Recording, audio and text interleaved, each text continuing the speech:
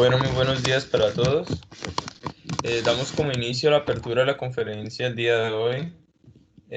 Para los que no me conocen, mi nombre es Jefferson Carrillo, soy el presidente de la AAPG de la UDES, junto al capítulo de la SCG, y gracias al geólogo Luis Miguel Romero, podemos realizar esta semana de conferencias. De antemano agradecerle a los asistentes por estar tan pendiente de estas ponencias. Y por supuesto a Ricardo. Ricardo, muchas gracias nuevamente por su aceptación y humilde participación en en este calendario. También muchas gracias por compartirnos el contenido que tiene en YouTube. Realmente es muy interesante. Y pues también el tiempo invertido que hizo para esta presentación. Em, no siendo más, demos la bienvenida a Ricardo. Ricardo, buenos días, ¿cómo estás? Buenos días, vamos a ver cómo comparto la pantalla aquí. Ok, en primer lugar tengo que compartir el volumen y esto.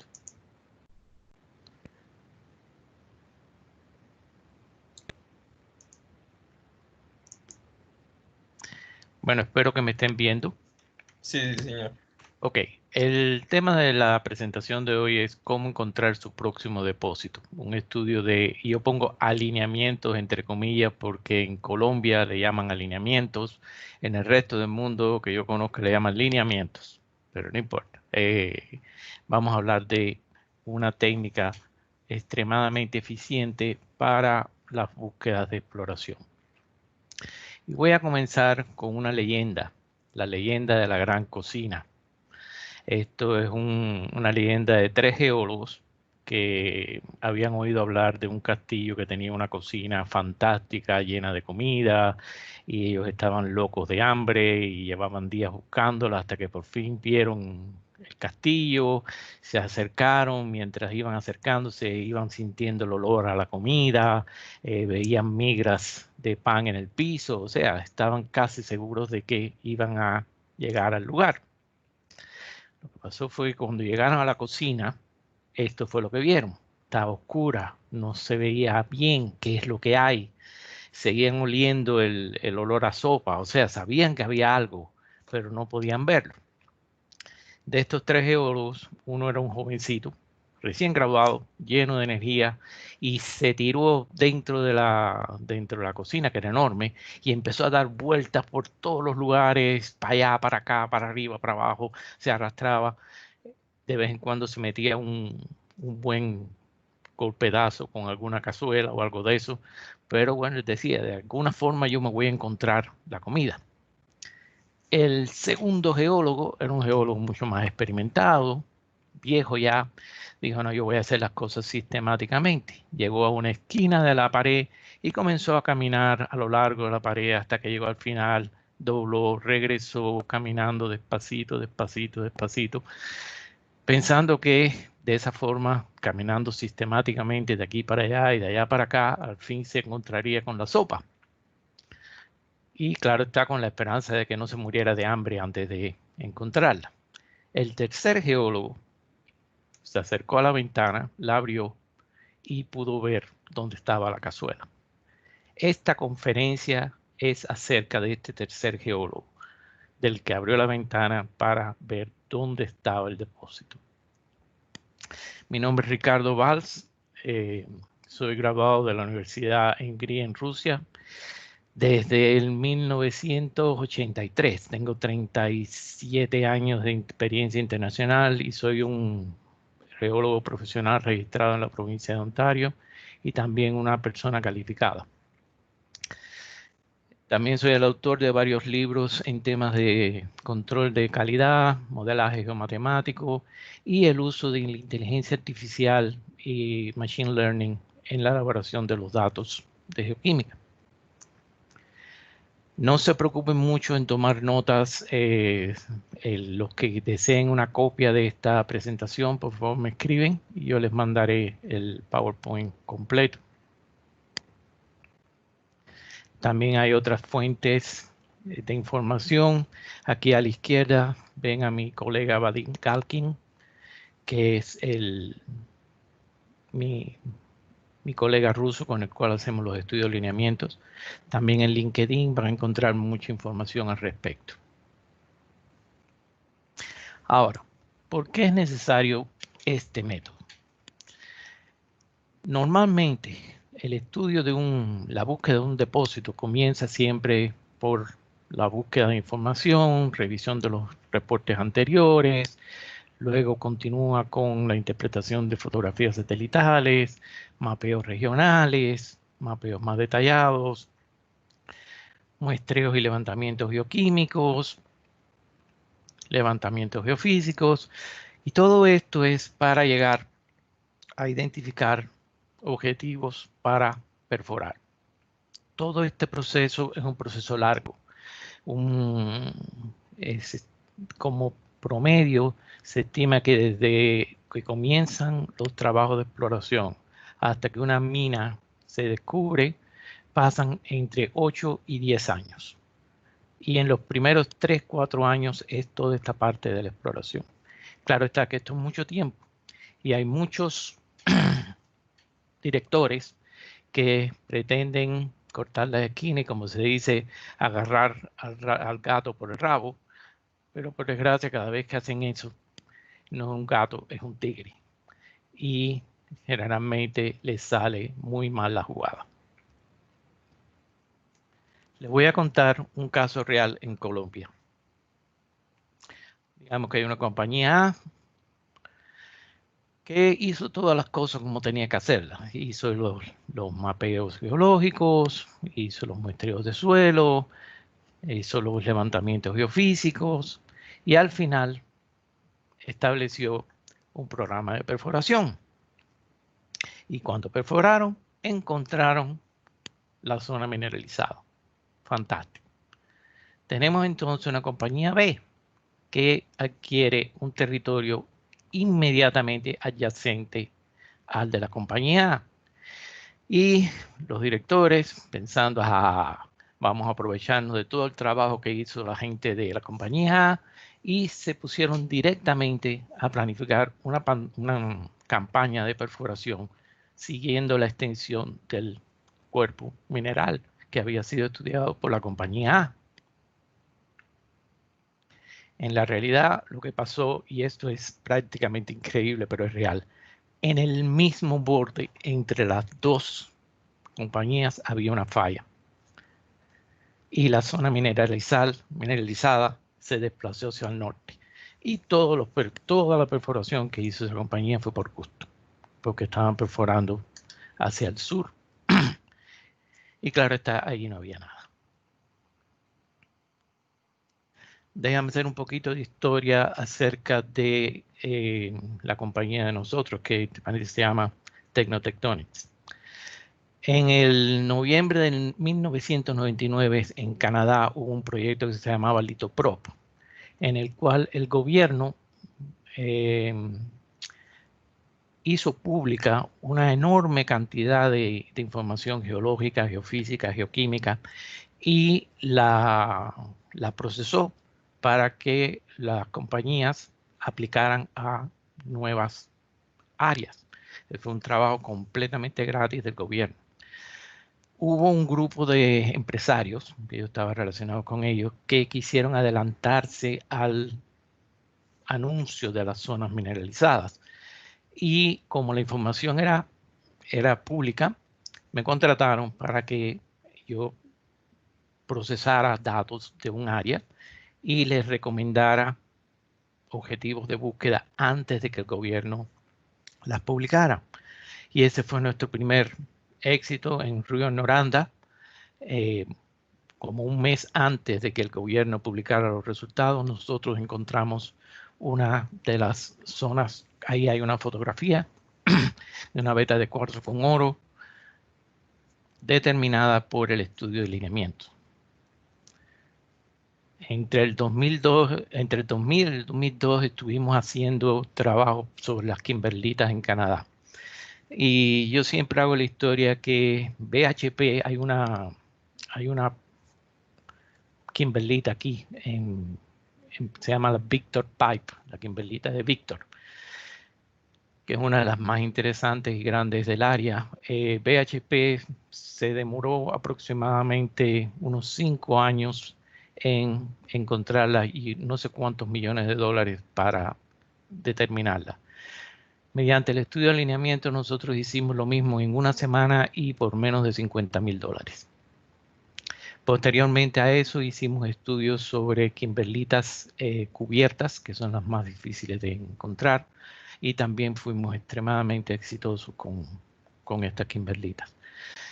En el norte de Ontario, en James Bay Lowlands Area, que es una zona de pantanos, también determinamos la presencia de unas kimberlitas. Y esto está asociado a la próxima imagen, que fue en el 2003. Estamos haciendo estudios para petróleo y gas en Tennessee. Y déjeme decirle que el método, si bien funciona muy bien para cualquier tipo de depósito que esté formado o controlado por estructuras, para petróleo y gas este sistema es fantástico, es extremadamente efectivo. Y estábamos trabajando, como le digo, en Tennessee y encontramos un nuevo campo petrolífero. Y yo estaba lo más contento porque digo, wow, esto es un nuevo campo petrolífero y de acuerdo a las leyes de Estados Unidos, si tú descubres un campo petrolífero, te corresponde un NSR por legal. Le dije, me voy a hacer millonario. Y cuando le presento los resultados a los dueños, me miraron muy tranquilos, me dijeron, sí, ya, ese es el campo de Neida. Estábamos probando a ver si tu método funcionaba o no. Digo, vaya cara, ok, ya saben que funciona, vamos a trabajar en otro lugar. Sí, pero se nos acabó el dinero ahora. Y esto es una situación que sucede, por desgracia, muchas veces.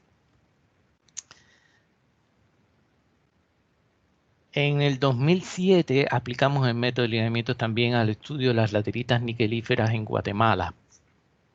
De nuevo, fantásticos resultados que nos permitían cubrir áreas de miles de kilómetros cuadrados, incluso antes de ir al terreno.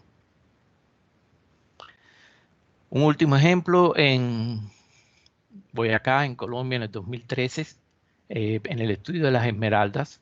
Aquí pudimos reducir el área de exploración en un 75%. Entiendan esto, antes de que los geólogos pusieran el primer pie en el terreno, nosotros fuimos capaces con el estudio de alineamiento de determinar cuáles eran las áreas más perspectivas para encontrar el depósito. Por tanto, ellos pudieron concentrar todo el presupuesto que tenían primariamente en las áreas más importantes. Y como les digo, le habíamos reducido el área total en un 75%. ¿Cómo funciona este método?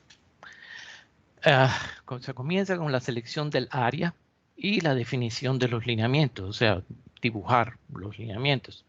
Y yo espero que todos ustedes hayan impreso la hojita, el mapa que yo mandé antes, porque vamos a hacer un ejercicio práctico de cómo se hace los estudios de lineamientos. Mi objetivo no es solo que ustedes conozcan de este método, sino que puedan hacer la parte principal ya, ahora mismo, tan pronto termine esta conferencia.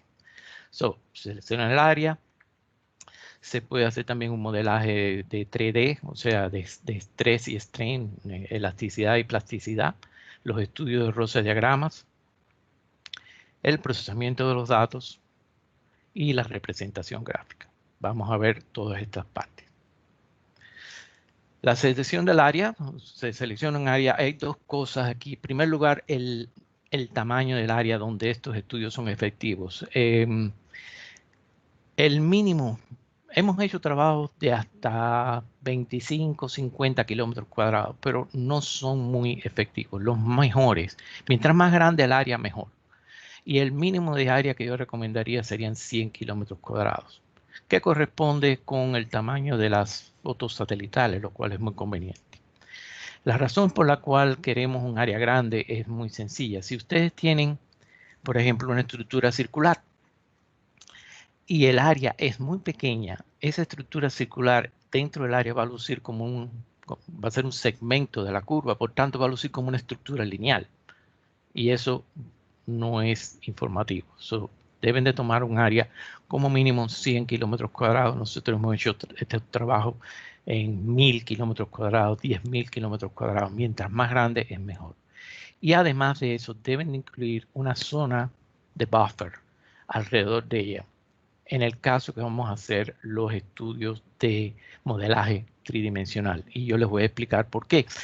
Necesitamos un área alrededor del área de interés, porque cuando vayamos a hacer los estudios de deformación, en los bordes la deformación es muy marcada y no es realística. Por tanto, tenemos que darle un buffer a la zona.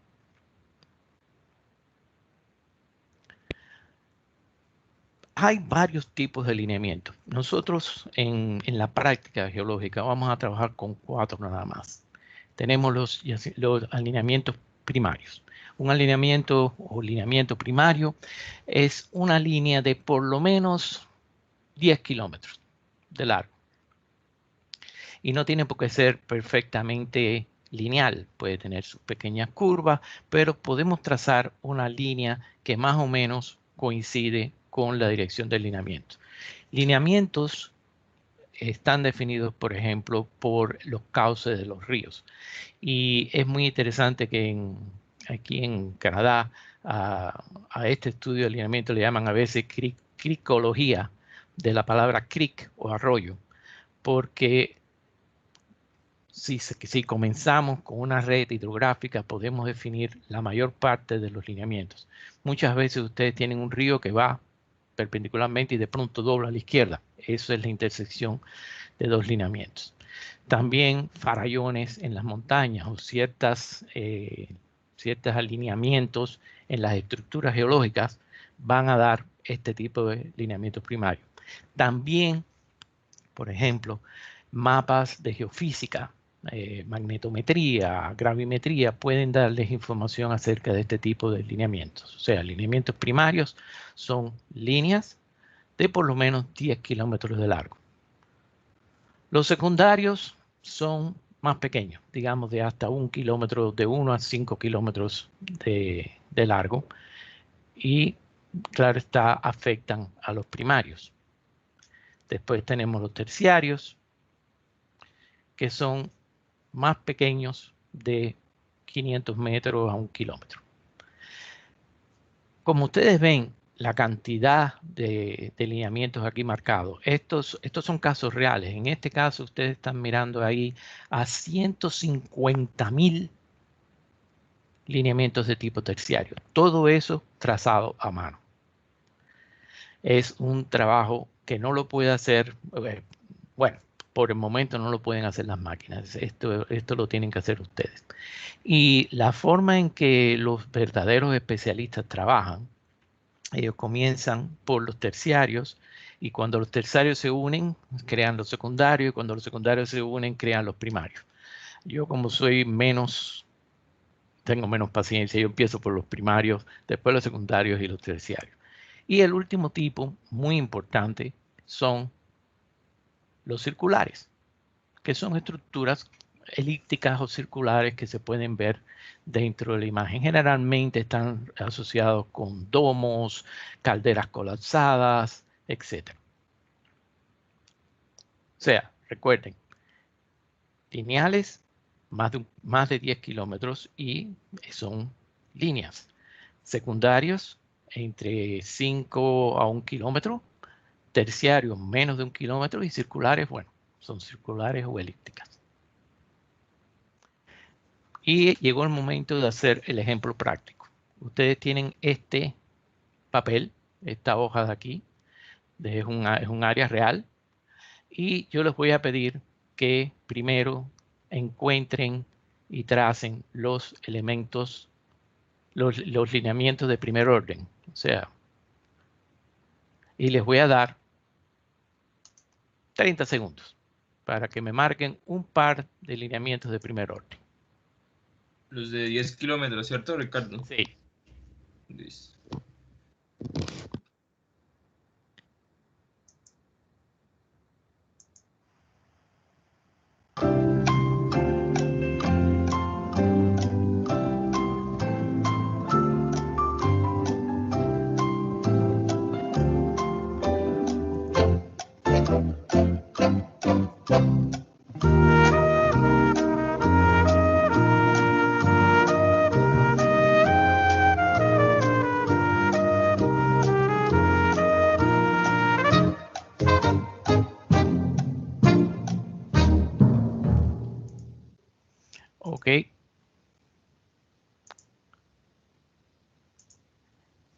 Comparen. Digan ver si vieron lineamientos como este. Sí, sí, sí. ¿Ok? Estos son algunos de los lineamientos principales de primer orden. Ahora, dibújenme algunos lineamientos de tipo secundario. Les voy a dar 2 minutos para eso. Y en lo que ustedes trabajan en eso, voy a ir a servirme un café. Regreso en 2 minutos. Listo.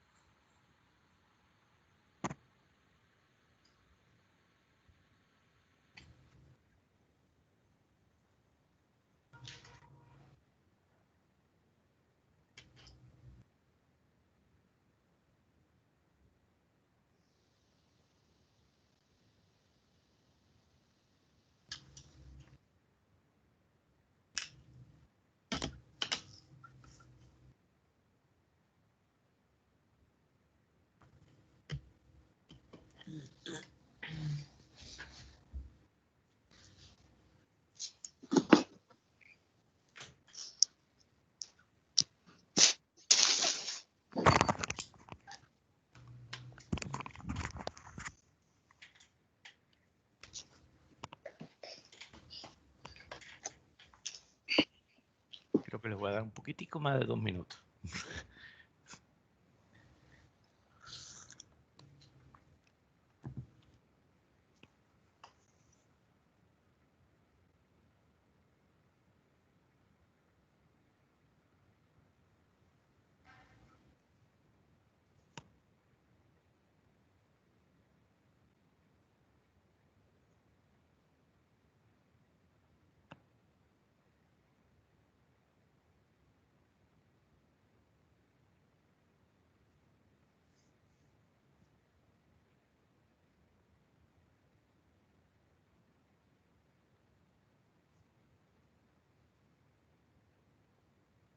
¿Ok?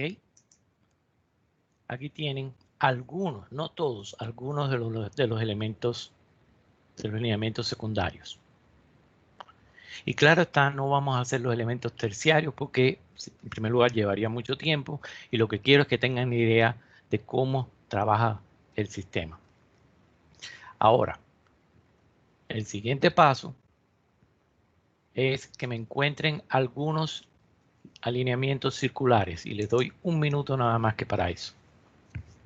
Está más fácil. Por eso les doy menos tiempo.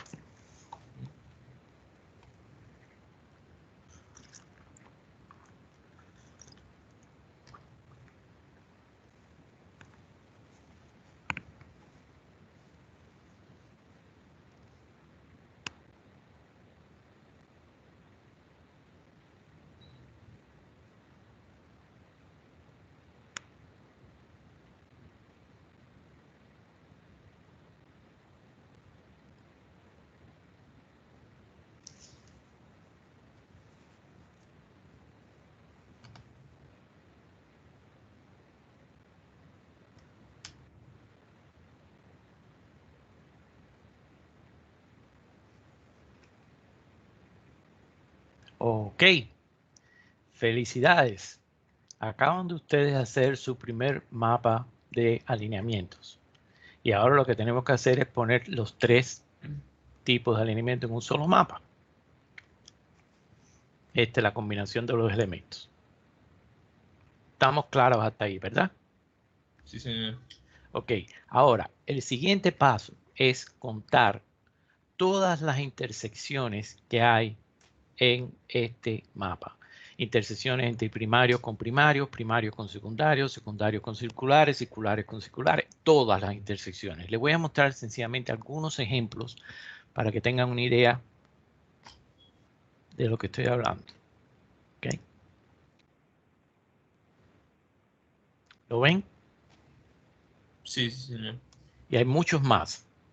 ¿Okay? Nada más que estoy señalando algunos. Ahora, ¿cómo interpretamos esto? Y es la parte más interesante. Tenemos que contar todas las estructuras. Y para ello se empieza primero por poner una grilla. Y la grilla depende, perdón, el tamaño de la grilla depende del detalle del estudio que ustedes van a hacer. Si van a hacer estudios a 1 en 50.000, cada grilla tendrá 500 metros. Si es 1 en 10.000, cada grilla tendrá 100 metros por cada lado. Y muy sencillo, una vez que ustedes tienen la grilla puesta, sencillamente tienen que contar la cantidad de estructuras e intersecciones en cada casilla. Y yo aquí les voy a poner dos ejemplos nada más. Claro está, por ejemplo, este de aquí. Ahí tenemos dos estructuras principales, una estructura secundaria, una intersección entre primaria y secundaria y una intersección en total. Otro ejemplo. Aquí tenemos una principal, una circular, dos intersecciones entre primarias y seculares y dos intersecciones en total. Y ya, esto es todo. Este es el sistema. De esta forma ustedes pueden numerizar todas estas estructuras y crear una tabla en Excel que es con la que vamos a trabajar. En estos momentos, claro está, nosotros tenemos un programa de programación que nos acelera este proceso, pero antes lo hacíamos a mano, así como lo estoy explicando a ustedes ahora, así ya lo hacíamos y así lo pueden seguir haciendo. No les hace falta un programa especial para esto. Voy a hablarles ahora un poquitico de lo que es el modelaje tridimensional, que es una de las cosas más interesantes.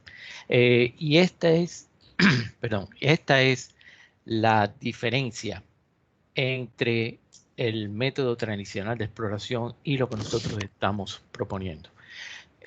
Ustedes pueden tener en un mapa una perfecta anomalía geoquímica, preciosa, y puede haber sido sencillamente un nugget de oro que cayó en la muestra. O pueden tener una anomalía geofísica fantástica y puede ser un grafito o lo que sea. La estrategia que yo quiero recomendarles a ustedes, la idea es, el primer paso en toda exploración es saber si en el área de ustedes existe la posibilidad de que sea formado un volumen que después puede haber sido lleno por el depósito. Porque si ustedes no tienen el espacio, el volumen, no vale la pena explorar. Y el modelaje plástico y elástico, que los vamos a ver ahora, son los métodos perfectos para determinar la presencia de estos volúmenes. Empiezo con el plástico.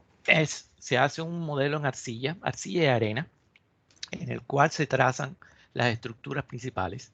Y este modelo se deforma en todas las direcciones que ustedes ven aquí. Para arriba, para arriba, para abajo, izquierda, derecha, por la diagonal. Son como 32 formas de deformación. Y cada vez que ustedes hacen una de estas deformaciones, siempre van a ver un grupo de fallas que se abren y siempre van a haber un grupo de fallas que se cierran. Por ejemplo, en este caso, la combinación de una compresión con movimiento lateral abrió estas de aquí y esta de aquí y cerró el resto. ¿Okay? Imagínense que esto se hace no solo 32 veces, sino cada experimento se repite 2 o 3 veces. Y cuando se termina de formar la arcilla, hay que volver a armar el muñeco, como digo yo, porque ya la arcilla está deformada. Y lo que se hace es, en cada deformación se le tira una fotografía. Y al final, lo que nosotros tenemos es un grupo de fotografías en el cual aquí en rojo están marcados las zonas que siempre se mantienen abiertas, no importa la dirección o el tipo de compresión o deformación que le hacemos. Y las azules, las azules siempre se mantienen cerradas, no importa de dónde viene la presión o la compresión. Y esto se representa en un mapa de esta forma. Y claro está, nos interesan las anomalías de tercer orden, todas estas de aquí. Estas son las zonas donde hay mayor probabilidad de que haya un espacio debajo. ¿Se recuerdan al principio que les decían que es necesario, y voy a virar para atrás aquí un minutico, que es necesario tener una zona de buffer alrededor del yacimiento? Es precisamente para que cuando hacemos estas deformaciones, este borde de aquí no sea afectado, o sea, que la representación de la deformación no esté afectada por el borde. ¿Ok? Este modelaje plástico, como digo, es lento porque cada vez que se deforma hay que volverlo a montar y volver a marcar los lineamientos y volver a deformarlo y tirarle la fotografía. Esto es un estudio que normalmente se lleva entre 2 semanas, a veces más. El otro tipo de modelaje es el elástico. Y el elástico, de nuevo, es muy similar, pero en vez de utilizar arcilla con arena, se utiliza gelatina. Se utiliza gelatina y por debajo de la gelatina se pone un papel polarizado y por debajo una lámpara. ¿Qué es lo que sucede? Al hacer las deformaciones, es como si estuvieran ustedes mirando una roca en un prisma Nichols. Cuando hacen las deformaciones, las fracturas que se abren van a estar en roja, las fracturas que se cierran van a estar en azul. Y de nuevo se vuelven a tirar las fotografías a cada deformación. Y cada deformación se repite, como les decía, 3 veces. Al final obtenemos un mapa de las deformaciones elásticas. Y cuando combinan las deformaciones elásticas con las plásticas y hay coincidencia de ambas, esa es la posibilidad más certera de que ustedes tienen un espacio, un volumen en el área de exploración. No sabemos todavía si el volumen tiene mineralización. Es como si volvemos a la leyenda de la gran cocina, es como saber, con este método vamos a saber dónde están las cazuelas grandes, pero todavía no sabemos si las cazuelas tienen algo adentro. Para eso hace falta geoquímica, geofísica, mapeo y demás. Pero este método, que se hace incluso antes de poner el primer pie en el campo, ya les va a permitir a ustedes concentrar toda su actividad y todo su presupuesto en aquellas partes de la licencia que de verdad tienen la posibilidad de que tengan un volumen. Es increíble. Ahora, aparte de esto, ustedes pueden añadir toda una serie de información, geofísica, magnética, gravimetría, IP, radiometría, geoquímica, todo pueden añadirlo, imagen satelital. La única cuestión es que para añadir como digo yo, un nuevo nivel de información, el área, el mapa tiene que cubrir la totalidad del área que se está estudiando. Nosotros no podemos, por ejemplo, no podemos escoger esta muestra a la derecha porque la información no cubre la totalidad del área. Tienen que ser, podemos añadir cuantos niveles de información quieran, pero tienen que cubrir toda el área de la licencia. El hecho de que tengamos un muestreo de suelo muy detallado en una esquinita, eso no nos ayuda. Tiene que cubrir toda el área. Déjenme darles un truco. En el caso de que ustedes no tengan los valores digitales de un mapa. Y eso sucede mucho con mapas antiguos de geofísica, de geoquímica. Ustedes tienen el papel, el mapa. Pueden escanearlo, pero de nuevo, es una imagen. No pueden hacer nada con ella. Bueno, en realidad sí pueden. Si utilizan un programa que se llama GIMP, GYMP2, o incluso Adobe, el Adobe Photoshop. Cuando ustedes ponen la imagen en el programa, van aquí al cotero, ¿ok? Y sencillamente ponen el cotero arriba de una imagen, arriba de un punto de la imagen, y aquí les va a dar la conversión de esos valores de RGB, o sea, rojo, verde y azul.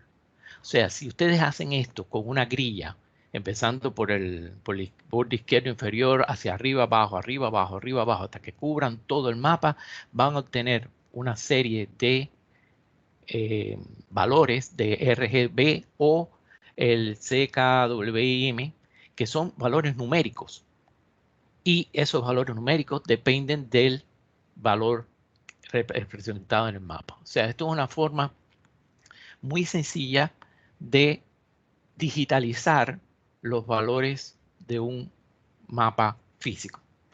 Nosotros, claro, tenemos un programa que hace esto automáticamente, lo cual nos ayuda mucho, pero de nuevo, al inicio, esto lo hacíamos así, a mano. Y si ustedes están empezando, pueden también hacerlo a mano.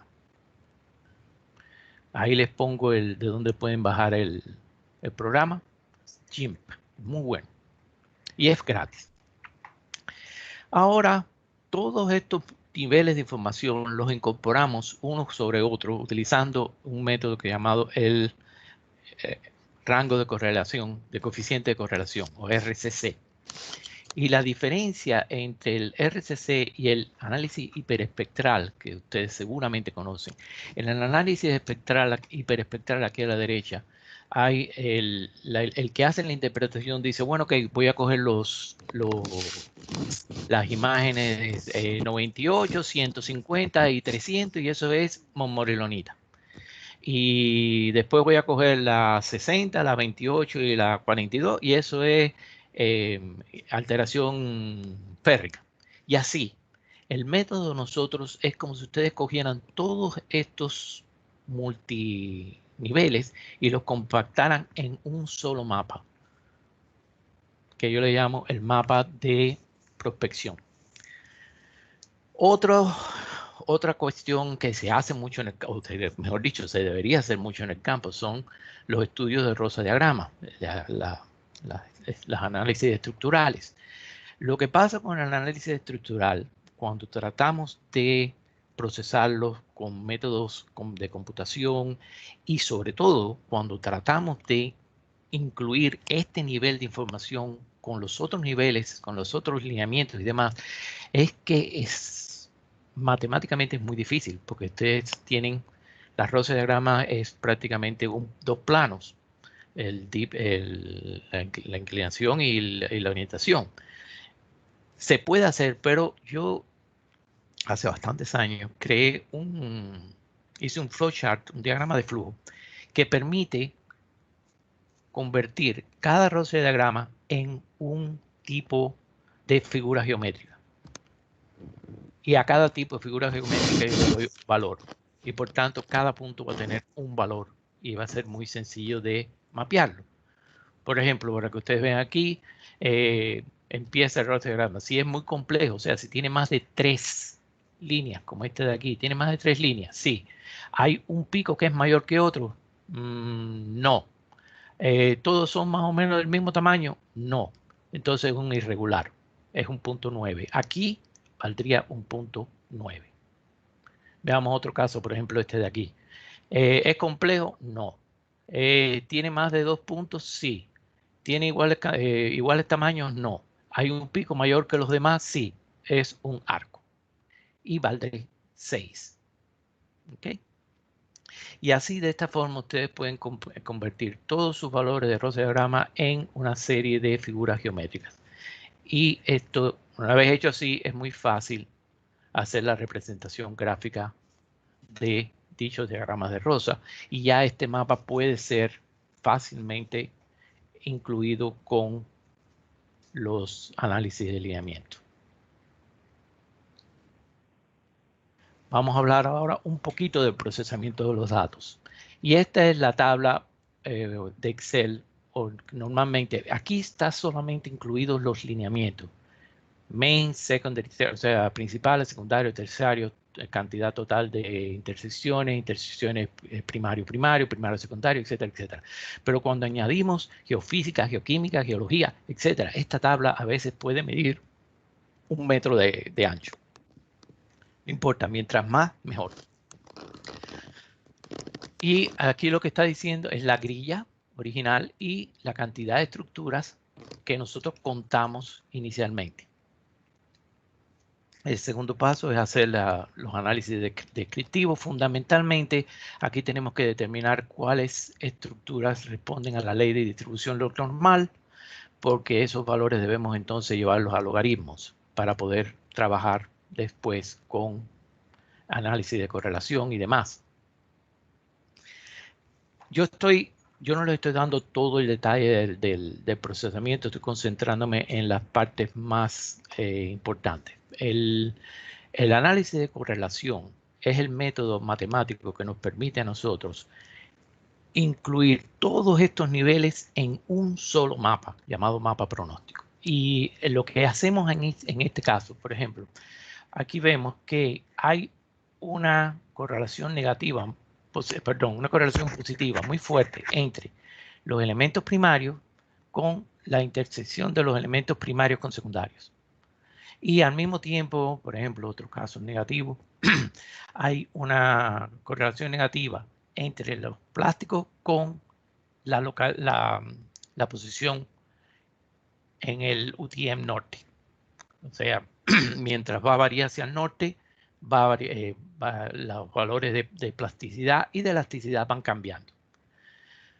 Hay un método que los que estén interesados, por favor, me escriben después. Yo les voy a mandar un pequeño video en el cual yo explico cómo se hace este gráfico de aquí a la derecha, que es un dendrograma tridimensional en el cual está claramente asociado cuáles son los elementos que se relacionan entre sí y que no se relacionan entre sí. El objetivo de esto es establecer un coeficiente que va a mapear específicamente el tipo de mineralización que estamos buscando dentro del área que estamos explorando.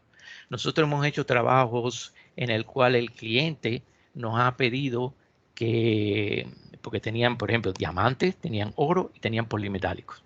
Y por tanto querían los coeficientes RCC independientes para cada uno de los tres tipos de mineralización. Y efectivamente lo hicimos sin problema ninguno.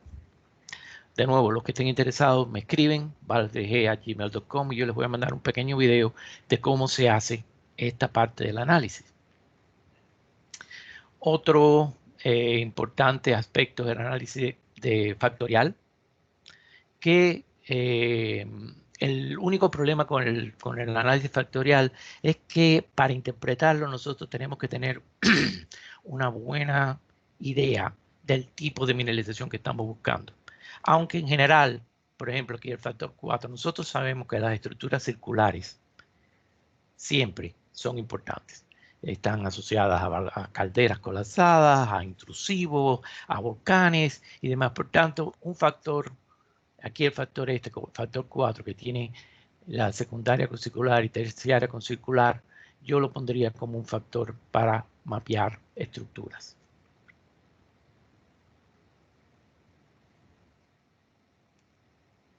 ¿Cuál es el resultado?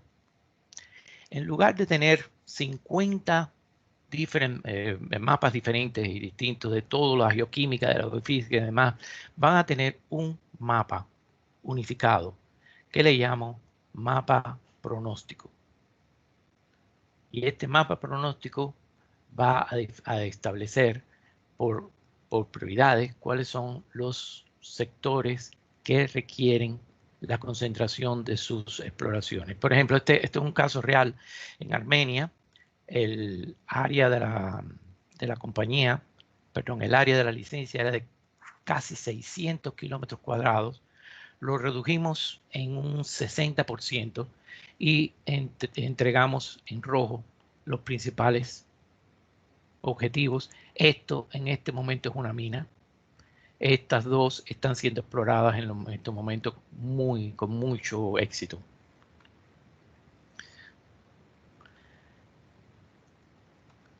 This is called a neuralizer. It's a gift from some friends from out of town. This red eye here will isolate the electronic impulses in your brains, more specifically the ones for memory. And the answer you're looking for lies right here. Who are you? Really? Really? I am just a figment of your imagination.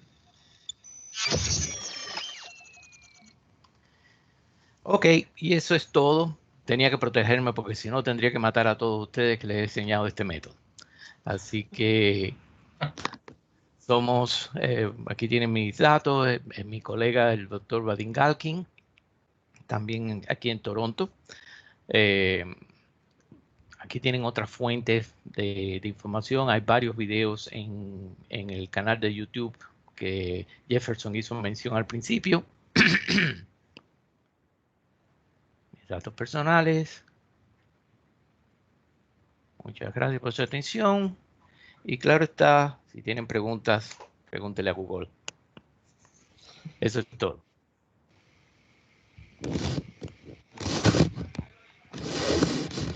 Listo, Ricardo. Excelente conferencia, realmente muy didáctica en la parte, pues la explicación de este método de alineamientos, muy interesante.